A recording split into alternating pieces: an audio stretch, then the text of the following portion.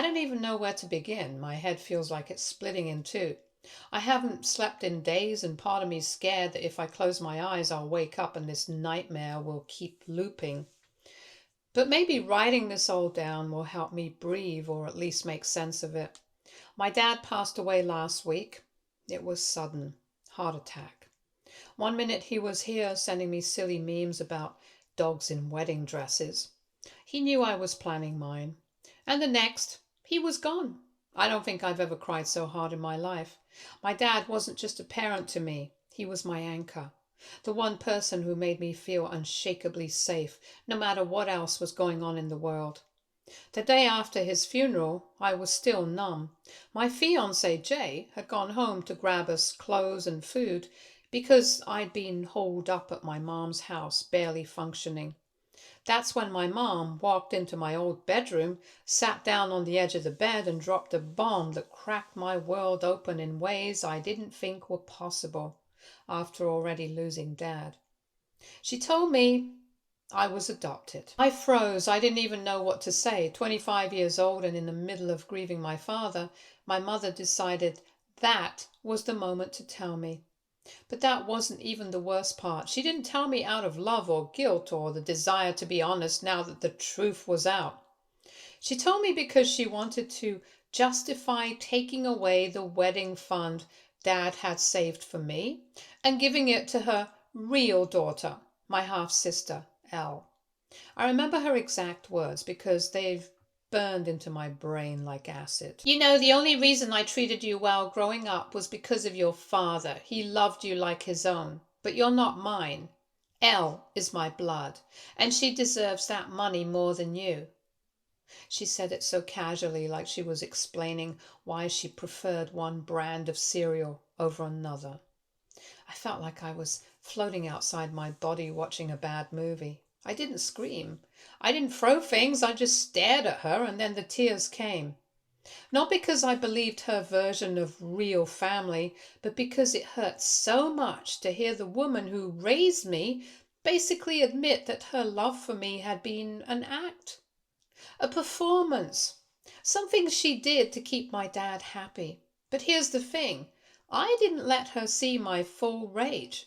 Instead, I leaned into the role she wanted me to play. I pretended to be shattered, dumbfounded, broken. I asked questions like, "Why didn't you tell me sooner?" And "Does this mean you never really loved me?" I let the sobs shake my body until she looked satisfied, almost smug, like she'd won something by finally telling the truth. Inside, though, a different fire was burning. Because my dad was my real family. He was there for every scraped knee, every school project, every heartbreak.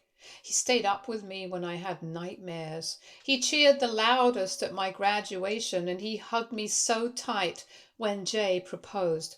And now the same woman who watched all that happen was trying to rewrite history to cut me out. I stayed at her house for another 2 nights. Those were the longest, coldest nights of my life. I'd always known my mom and I weren't as close as me and Dad, but I thought that was just personality. I thought she was a little distant, maybe more pragmatic, not unloving. But once she revealed everything, I saw it in her eyes, the way she stopped bothering to hide her indifference. She started acting like I was a tenant in her house, not her child. She fussed over Elle non-stop. "Do you need anything? Can I get you some tea?" Meanwhile, she looked at me like I was an intruder, like my presence was annoying. At one point when I mentioned wedding plans, she laughed. "You need to be realistic. Without that fund, how are you even going to pay for a decent wedding?" I wanted to scream that Jay and I had already been saving, that Dad had promised me the fund was just a cushion, not the entire plan. But I bit my tongue. I let her believe I was scrambling. Truth is, Jay and I do have savings. We'll be fine.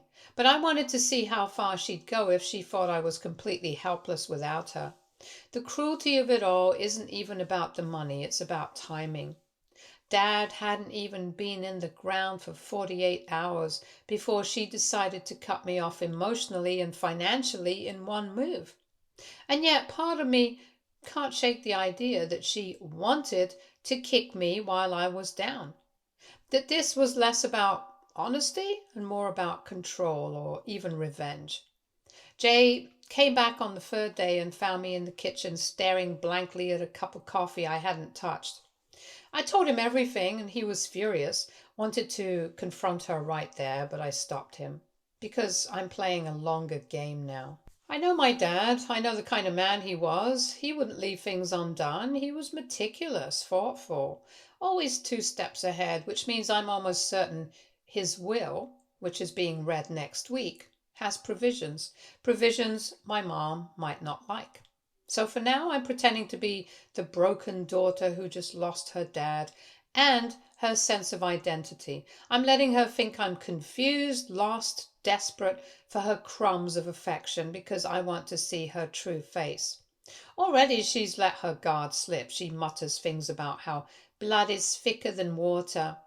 When she's on the phone with her sister, she makes little digs about how Elle will finally get what she deserves.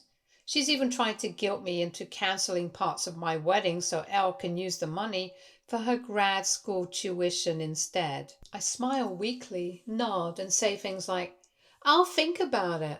But inside, I'm taking notes. I don't know exactly what's going to happen at the will reading, but I have a feeling it's going to change everything. For now, all I can do is wait and keep pretending, because if Mom thinks she broke me, she's wrong. She has no idea who I really am. Update 1. Hey everyone, I didn't expect so many of you to care about my story. Reading your comments made me cry, in a good way. Thank you for reminding me that I'm not crazy for feeling betrayed. Some of you said, keep your chin up, your dad probably made sure you'd be okay. And honestly, that's the hope I'm clinging to right now. So here's what happened since my first post. After my mom's little confession about me being adopted, I noticed something strange. At first, she was cold, distant. It was like she'd ripped off the mask and no longer felt the need to pretend like I already told you. I became a ghost in the house, invisible unless she needed something. She doted on Elle constantly, praising her for little things like folding laundry or cooking pasta, while I sat quietly in the corner feeling like a guest at my own funeral. But then something shifted. About 3 days after Jay confronted me about why I wasn't fighting back, my mom started acting different, almost too different. She came into my room one morning with coffee and said, You must be so tired, sweetheart. I know this is a lot to take in. Sweetheart. She hasn't called me that since middle school. At dinner, she suddenly wanted me to sit next to her and she asked me questions about wedding colors, guest lists, and venues. She even joked about how she'd cry walking me down the aisle like she hadn't just told me I wasn't her kid. It was jarring and fake. The smile never reached her eyes. I think she realized how awful she sounded when she confessed everything and now she's trying to backpedal. Or maybe she thinks if she plays the role of good mom again, I'll forget. But I can't forget. Every word is etched into my skin. Elle, on the other hand, hasn't changed at all. She's basking in the attention. She'll walk around with this smug little smirk when Mom brings her tea or brags about her grades. She hasn't outright rubbed it in my face, but she doesn't have to. Her silence is loud enough. The other day I overheard Mom on the phone with one of her friends and she said, Well, it's only natural to prioritize your real child. She deserves the best opportunities. Besides, she is tough. She'll manage somehow. I wanted to scream. Instead, I wrote the quote down in my notes app, another tally mark in my mental record of her hypocrisy. Here's where it gets interesting, though. The will reading. It's scheduled for the upcoming days. Mom has been buzzing about it like she's waiting to open Christmas presents. She keeps dropping comments like, Well, once everything is sorted, we'll finally have some security. And Elle can really focus on her future without worrying about money. Meanwhile, she hasn't mentioned me once in those conversations. It's like she already wrote me out of the narrative in her head. Jay and I are staying quiet, but he's fuming. He wants to confront her so badly, especially when she tries to rope me into wedding talk as if nothing happened. But I keep telling him, wait, let her play her game, because I know my dad, and he wouldn't have left me hanging. And honestly, watching her squirm is almost satisfying. She keeps swinging between being cruel and being sugary sweet, like she can't decide which mask to wear. I think she's worried about appearances in front of other family members. Speaking of family, my aunt, Dad's sister, came over a few days ago. She hugged me so tight I thought I'd suffocate and then whispered, "Your dad loved you more than anything in this world. Don't let anyone take that from you." It broke me. I cried on her shoulder for a good half hour. My aunt didn't mention adoption, didn't even hint at it. She just held me and told me Dad was proud of me. That alone gave me more comfort than anything my mom said since this all started. I also caught my aunt giving Mom some serious side-eye. She must know something's up because Mom suddenly got flustered and changed the subject every time money or the will came up. Here's where I admit something a little petty. Part of me is excited for the will reading, not just because I think Dad left me something, but because I want to see my mom's face when her little fantasy comes crashing down. She's so sure everything will go to her and Elle. She's practically floating on her self-righteousness. But deep down, I believe Dad made sure his real family, the one who actually loved and supported him, would be taken care of. He knew Mom's true colors, even if he never said it outright. Until then, I'm keeping up the act. I nod when Mom asks about wedding flowers, I thank her when she offers me tea, and I laugh politely at her forced jokes. But every time she turns her back, I write another note in my phone, a record. We'll know soon enough, and if I'm right, that's when the real storm begins. Update 2. I just got back from the lawyer's office, and I don't think I'll ever forget what I saw today. Walking into that room felt surreal. The air was heavy, like everyone was waiting for a bomb to go off. It was me, Jay, my mom, Elle, and my aunt, Dad's sister. Mom strutted in with her chin high, pearls on her neck like she was headed to collect a prize. Elle sat next to her, nervous but trying to look confident. Jay squeezed my hand under the table and my aunt leaned close, reminding me to take deep breaths and just get through it. The lawyer, an older man, began by talking about Dad. He called him thoughtful and meticulous, someone who cared deeply about fairness. My throat tightened, hearing someone else summarize the man who had been my whole world. Mom tapped her fingers against the table, impatient, like she wanted to skip the memories and get straight to her payday. The lawyer moved on to the reading. First came small things, sentimental gifts. Dad's watch went to my aunt, his baseball cards to Jay, fishing gear to a cousin. Every little detail had been carefully chosen, and it made me ache, knowing how much thought he'd put into all of it. Then the lawyer said the words. To my daughter, my name was used. He explained that Dad wanted me to have his books, journals, and guitar because they had been a part of him, and he wanted me to always remember that I was his child. That was it. I broke. Silent tears slipped down my face. Dad had written that. He wanted to make it clear. Meanwhile, my mom shifted in her seat, lips tight. She muttered something under her breath that sounded a lot like sentimental nonsense. Then came the estate. The lawyer said plainly that all financial assets, the house, and the remaining funds were to go to me. For a moment, the room froze, and then Mom let out this sharp laugh like she thought it was some clerical error. She said it must have been a misread, that surely it was meant for both daughters, plural. The lawyer didn't flinch. He told her Dad had been very clear. Everything went to me. Elle's face drained of color, and Mom snapped back that it was impossible, that I wasn't even his real daughter.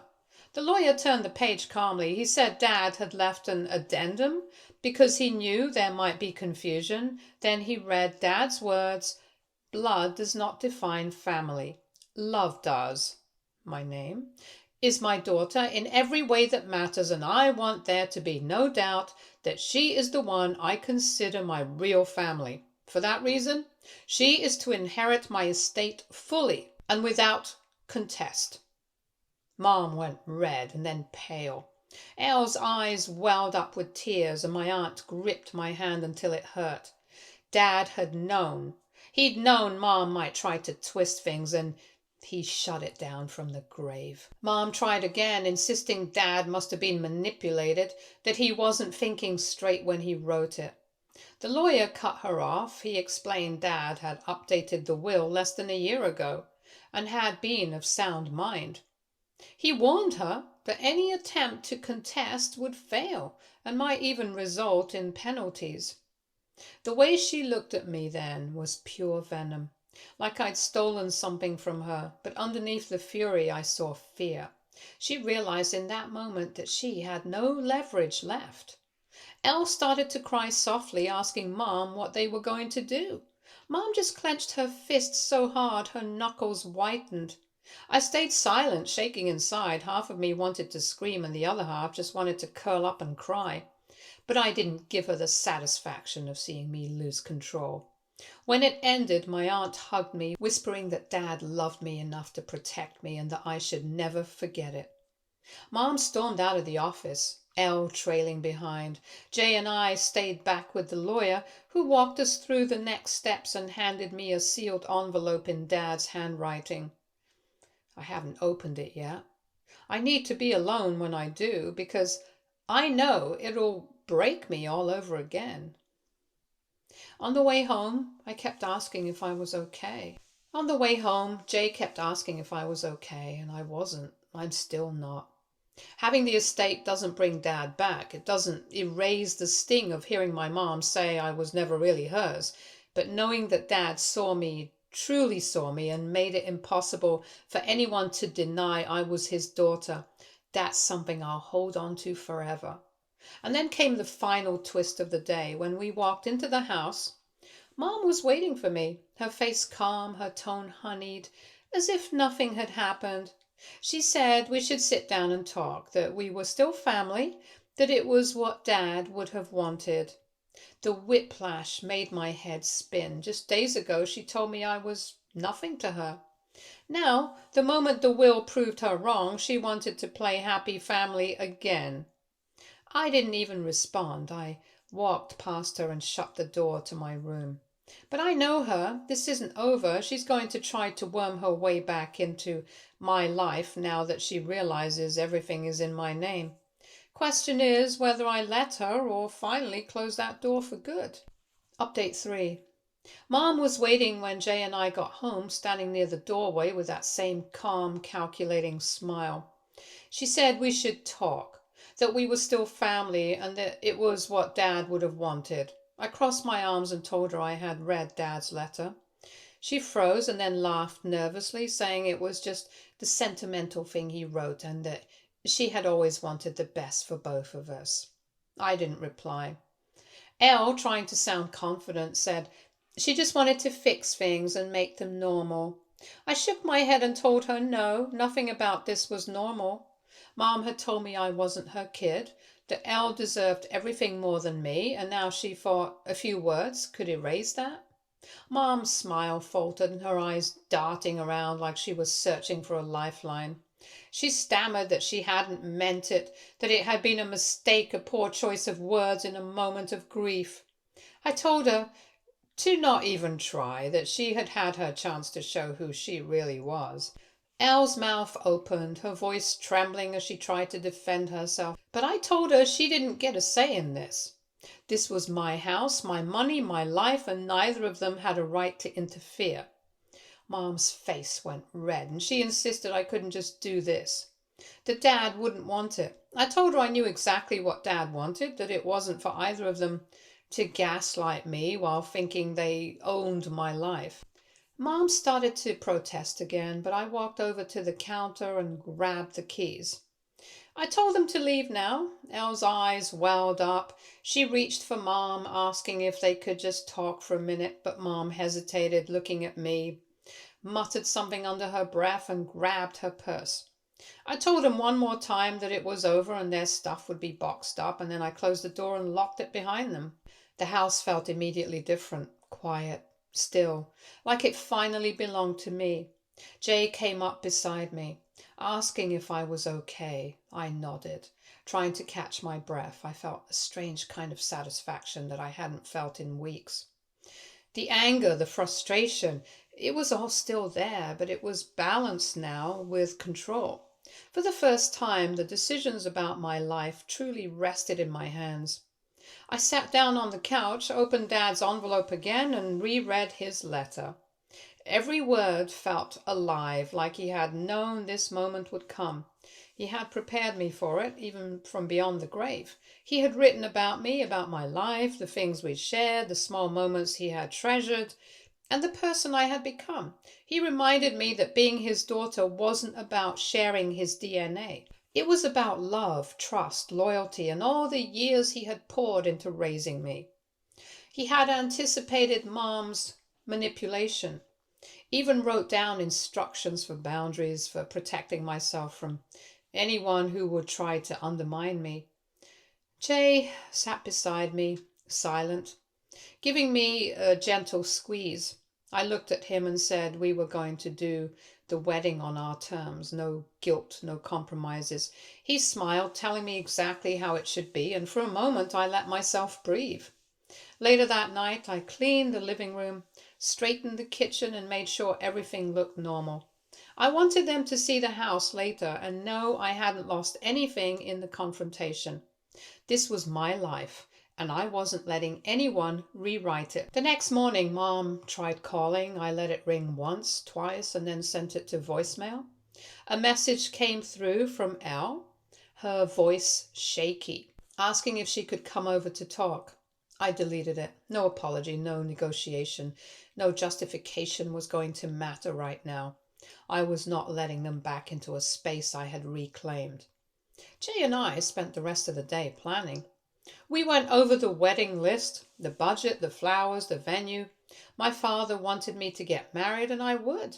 For weeks, everything had been overshadowed by Mom's manipulation and Elle's silent gloating. Now it was just us. I felt a kind of lightness I hadn't realized I'd been missing.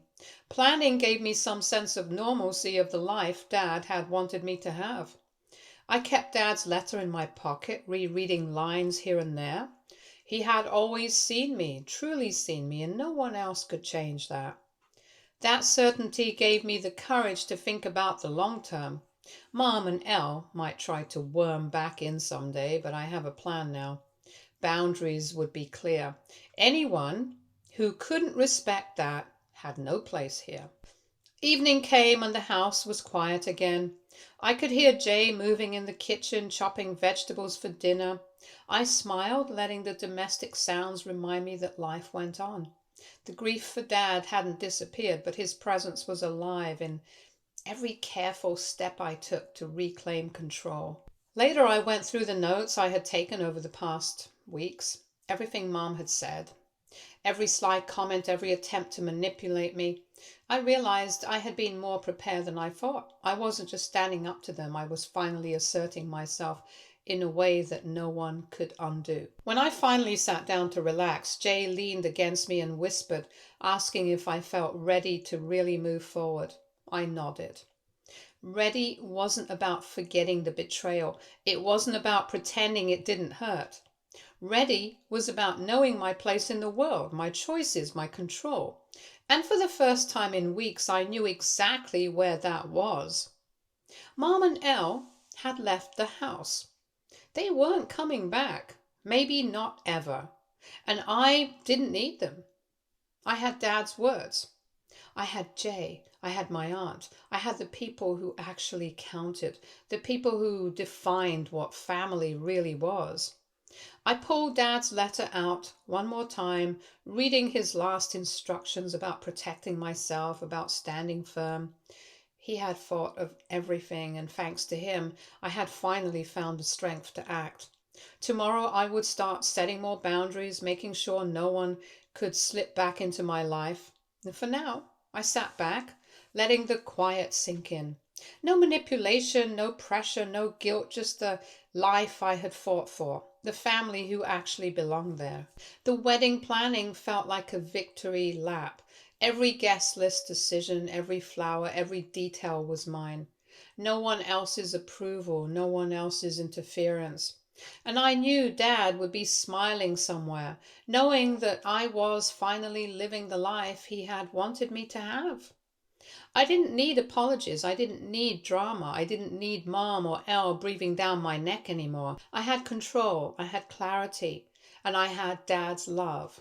Still steady, still guiding me in every single step I took. Update 4. 2 months later, life had mostly settled, and then she came. Mom at my door, smiling that practiced calm smile, like she hadn't spent the last few weeks trying to converse with me. I didn't answer immediately. She called my name, said she just wanted to talk. I let her in. Elle was with her too. She walked into the living room like she owned it, glancing around at the furniture, the photos of Dad, of Jay, and me. The little wedding plans scattered on the coffee table. She paused, said she had something important to discuss, something she hoped I'd understand. I braced myself. She told me that Elle had gotten accepted into a really good college, but the tuition was more than they could handle. She asked if I could help cover part of it. I told her no. She blinked like she hadn't expected that, and then tried to soften it, saying she understood if it was too much, that she hadn't meant to pressure me. She just thought that as Elle's sister I might want to help her get a good start. I shook my head and my tone was flat. I reminded her that Dad had left clear instructions about his estate, that he had wanted me to have security and control over my own life. That included setting boundaries. I wasn't a bank for her plans, and Elle wasn't my responsibility. Mom's smile faltered and she tried another angle, saying it wasn't about money. It was about helping family, about keeping things smooth, keeping peace. I told her the only peace I cared about was the peace of my own life, free from manipulation and guilt. She pressed, asking if I could at least consider it, maybe a small contribution, just to help Elle settle in. I told her I had considered it. I had considered it very carefully, but no, I wasn't paying, not for Elle, not for Mom, not for anyone who had tried to erase me from my own life. Mom's lips pressed into a thin line and she leaned closer, whispering that I was being harsh, that Elle was just a kid, that Dad would want me to be generous. I told her Dad wanted me to protect myself, and I was doing exactly that. She straightened, visibly frustrated, and said maybe I had misunderstood and that this wasn't about control, it was about family. I told her family isn't about obligation or money. Family is about respect, love, and care. And she had not demonstrated any of that when it mattered. Elle, who had been standing silently behind Mom, tried to speak up, saying she would pay her own way. She didn't want to cause trouble. I told her she had caused enough trouble already, that this was a boundary, not a punishment. She needed to learn that consequences exist for actions. Mom's hands trembled slightly as she said she just wanted to do the right thing by her child. I told her that the right thing would have been honesty, fairness, and respect. That ship had sailed. There was a long pause, and Mom tried to appeal one last time, her voice soft, saying maybe we could compromise, work something out. I shook my head firmly. No compromise, no negotiations, no exceptions. Mom looked around the living room, noticing the wedding plans, the pictures of Dad, the small victories that marked the life I was building. I told her this was what mattered, what I was building for myself and Jay, and she had no place in deciding how we spent our time, our money, or our energy. She finally stepped back, visibly defeated, muttering something under her breath about how I had changed, how I was cold. I told her I had only become exactly what Dad knew I would need to be to survive this, to thrive. And that was not coldness, it was strength. Mom and Elle left. I didn't follow them to the door. I didn't watch. I didn't gloat. I just closed the door and let the quiet settle. It was calm, steady, my home, my life. Stay tuned for more stories from our girl relationships.